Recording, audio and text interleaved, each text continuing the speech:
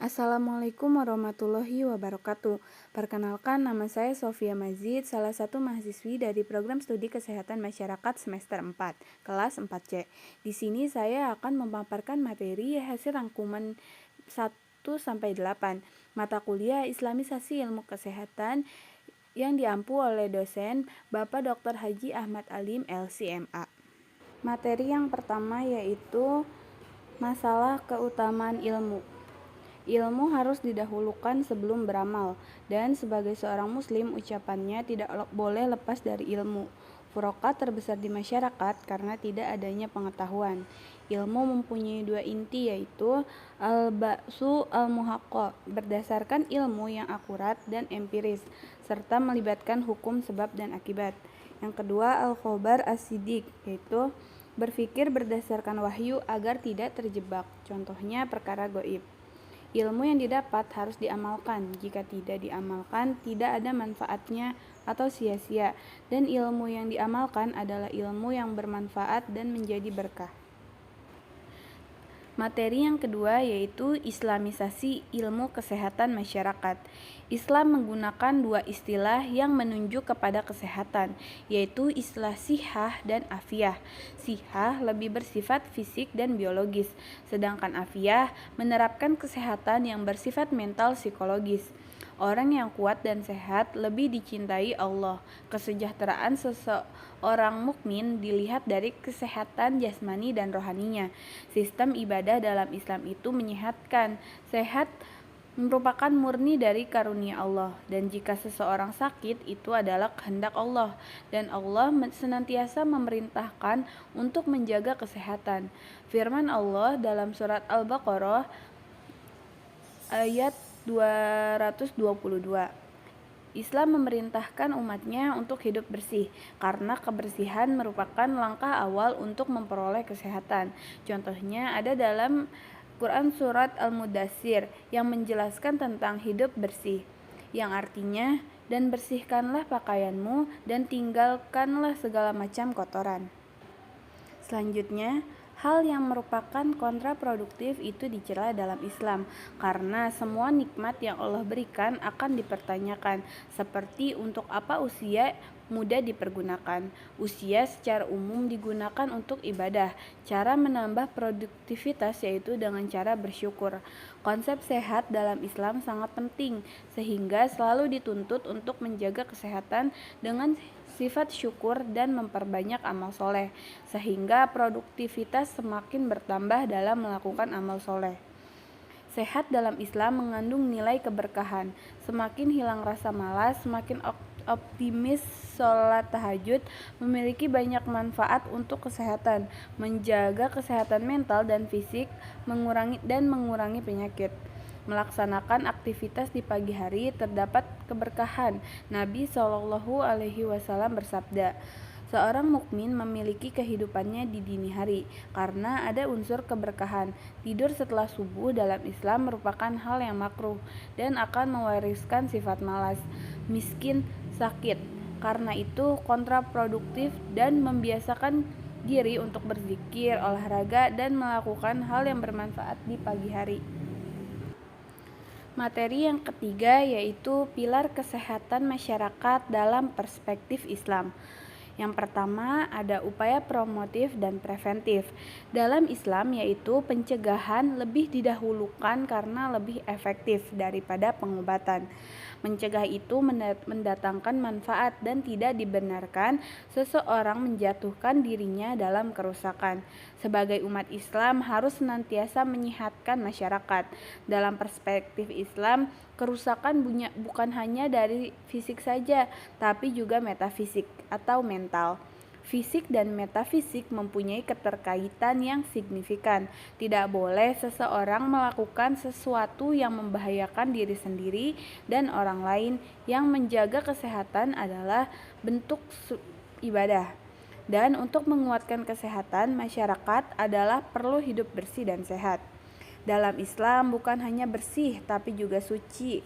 Alat yang menyucikan dalam Islam ada dua, yaitu debu dan air. Cara hidup bersih dalam Islam itu dengan memperbanyak wudhu. Islam itu hebat, tidak hanya bersih tapi suci, tidak hanya sehat fisik tapi juga mental. Itu merupakan tujuan hidup produktif dan sehat. Selanjutnya B. Kuratif. Terapi adanya keyakinan dalam Islam, tidaklah Allah menurunkan penyakit kecuali ada obatnya. Pengobatan dalam Islam sifatnya bukan hanya sekedar medis dan empiris, tetapi ada pendekatan doa, peningkatan amal soleh, sedekah, dan baik pada sesama. Hal ini adalah terapi secara mental. Penyakit dalam Islam tidak datang hanya sekedar hubungan jelek dengan alam semesta, seperti pola makan yang buruk, tetapi juga pola hubungan yang buruk antara manusia dengan Allah karena kurangnya ibadah. Hati yang kotor, hati yang rusak akan berdampak pada kesehatan badan. Karena kesehatan badan tidak hanya dicukupi dengan nutrisi gizi, tapi juga butuh nutrisi Al-Quran, zikir, dan butuh nutrisi keimanan serta amal soleh. Ketika seseorang sakit, harus optimis dalam upaya kuratif, harus diperkuat bahwa Allah Maha Penyembuh. Selanjutnya C. Budaya rehabilitatif. Secara komprehensif, karena tidak bisa dipisahkan antara jiwa dan raga, rehabilitasi dengan iman dan takwa bentuklah lingkungan yang soleh. Jika empat hal ini bersatu, ini merupakan upaya untuk menyehatkan masyarakat. Selanjutnya materi keempat yaitu konsep manusia sehat holistik perspektif Islam. Al-Qawiyyu al-Alamin memiliki arti manusia yang kuat adalah yang dicintai Allah. Kuat secara jasad dan kuat secara mental itu tidak dapat dipisahkan. Penyakit hati atau jiwa jika tidak diobati maka akan semakin parah dan hatinya bisa mati. Hati yang sakit disebabkan oleh perspektif jiwa yang salah, pikiran sekuler, merusak agama, dan dapat terpengaruh signifikan melalui kesehatan kolbu manusia dengan kesehatan fisiknya atau perilakunya. Jadi, jika kolbunya sehat, maka perilakunya sehat. Untuk merawat kesehatan hati harus mendiagnosa penyakit-penyakit yang akan merusak hati manusia. Berikut faktor-faktor hati manusia yang berpenyakit. Yang pertama, dosa. Salah satunya karena dosa. Pengertian dosa adalah segala sesuatu yang jika dikerjakan maka itu akan terjadi kegelisahan dalam diri. Adapun noda hitam dalam hati jika tidak diobati dengan taubat, istighfar, dan memperbaiki hatinya, maka noda tersebut akan bertambah menutupi hati dan hatinya akan mati. Segala dosa yang tidak diobati akan menjadi penyakit hati. Faktor-faktor hati manusia berpenyakit selanjutnya yang kedua yaitu mempertuhankan hawa nafsu. Banyaknya keinginan dan kecondongan tidak akan pernah terpisahkan, tapi yang ada hanya kegelisahan jiwanya dan dapat merusak perilakunya. Dan tentu saja terapi yang digunakan yaitu dengan mengendalikan hawa nafsunya. Lalu yang ketiga, mempertuhankan benda materi. Hal tersebut dapat merusak jiwa. Contohnya, arca patung-patung yang diistimewakan. Problem jiwa mengakibatkan penyakit masyarakat seperti stres, iri dengki, dan sebagainya. Dan lingkungan juga sangat mempengaruhi.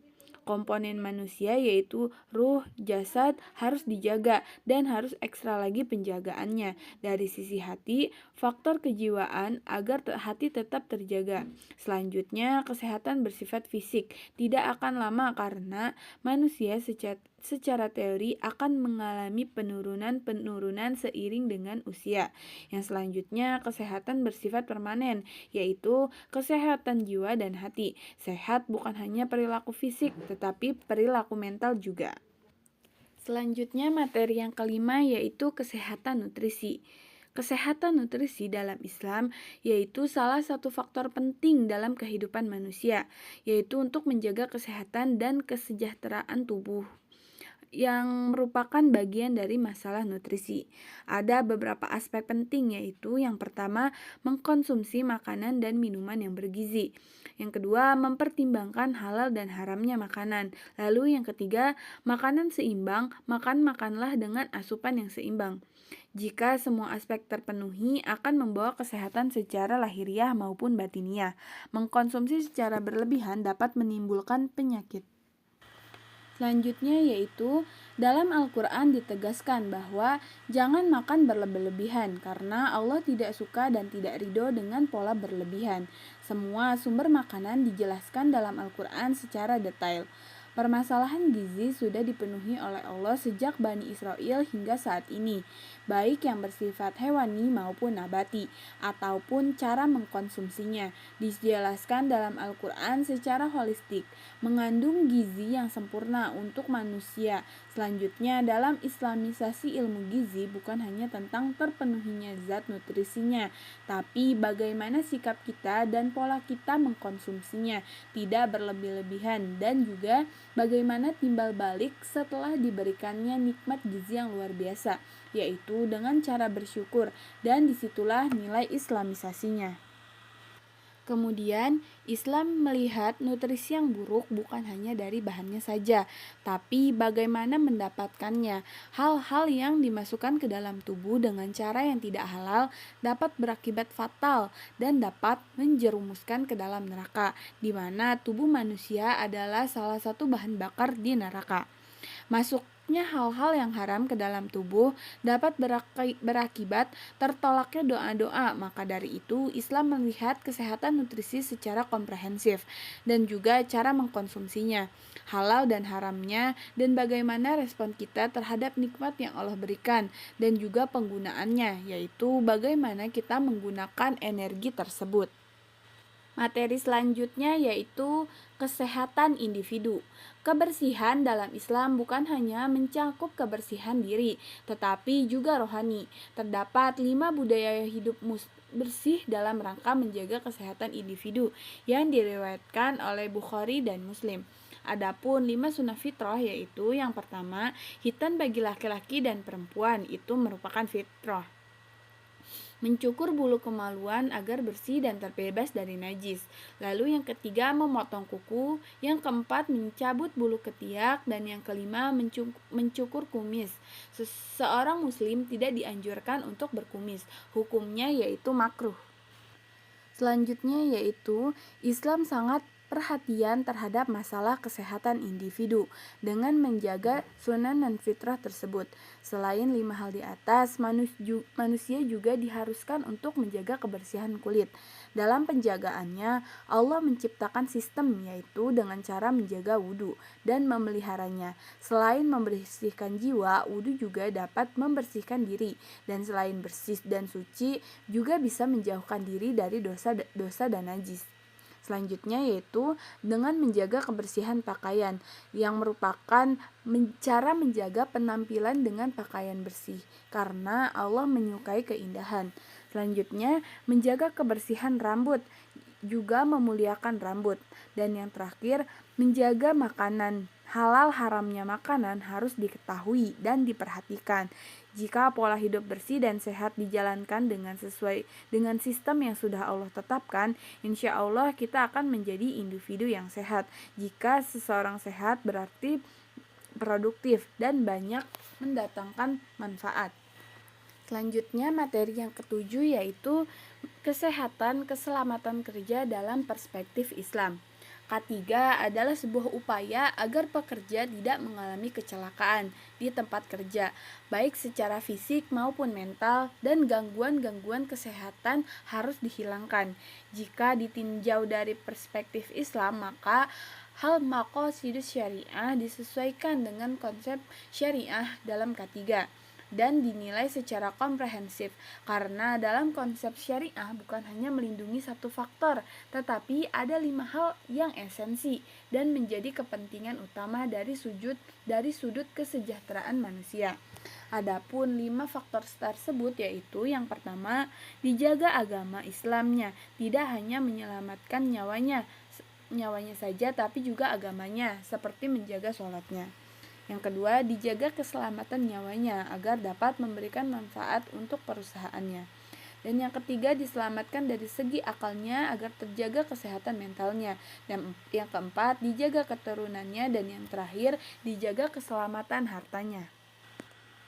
Selanjutnya, apa saja hal yang dapat dilakukan untuk mengendalikan resiko kerja? Yang pertama, penggunaan APD sangat diperlukan untuk pencegahan kecelakaan kerja. Dan yang kedua, K3 bisa disiasati dengan administrasi dengan membuat jadwal kerja secara bergantian. Lalu, konsep dari K3 intinya yaitu Tidak terjadinya kecelakaan dan fungsi ukhuwah dalam pekerjaan juga sangat penting dan tidak boleh saling menzolimi, harus saling membantu. Jika kecelakaan kerja terjadi karena keteledoran petugas, maka nyawa harus dibalas dengan nyawa atau hukum kisos. 2. Jika menyebabkan patah tangan, maka harus membayar 100 ekor unta atau setara dengan 2 miliar dan karyawan yang bisa menuntut jika merasa terugikan. Maka dari itu sangat penting adanya manajemen pengawasan untuk mengawasi kecelakaan kerja dan pengendalian risiko. Dan materi yang terakhir yaitu mengenai manusia sehat perspektif Islam. Manusia terdiri dari jasad dan ruh atau jasmani dan rohani. Tentu dalam perspektif Islam orang sehat disebut kalau jasadnya sehat dan rohaninya juga sehat. Maka dari itu adalah manusia sehat. Manusia sehat disebut oleh Rasulullah SAW adalah manusia yang kuat, manusia yang dicintai Allah. Orang mukmin yang kuat itu lebih dicintai Allah Subhanahu wa Ta'ala, baik kuat jasmani dan rohani. Ketika Islam melihat gangguan yang terjadi pada diri manusia akan merusak kesehatan disebabkan oleh dua hal, yaitu penyakit badan dan penyakit hati, dan itu disebut dalam surat Al-Baqarah ayat 10. Oleh karena itu, ketika manusia jiwanya sakit tidak diobati, yang terjadi adalah Allah memberi penyakit di atas penyakit, sehingga terkadang hatinya mati. Ketika hati mati ini berdampak kepada perilakunya atau pola hidup manusia. Dalam perspektif syariah, sehingga jiwa sehat itu berarti jiwa yang senantiasa mengikuti bimbingan dari syariat, mengikuti budaya yang baik, dan menjauhkan dari hal-hal yang haram. Baik, sekian presentasi yang dapat saya sampaikan, kurang lebihnya mohon dimaafkan. Terima kasih atas perhatiannya. Wassalamualaikum warahmatullahi wabarakatuh.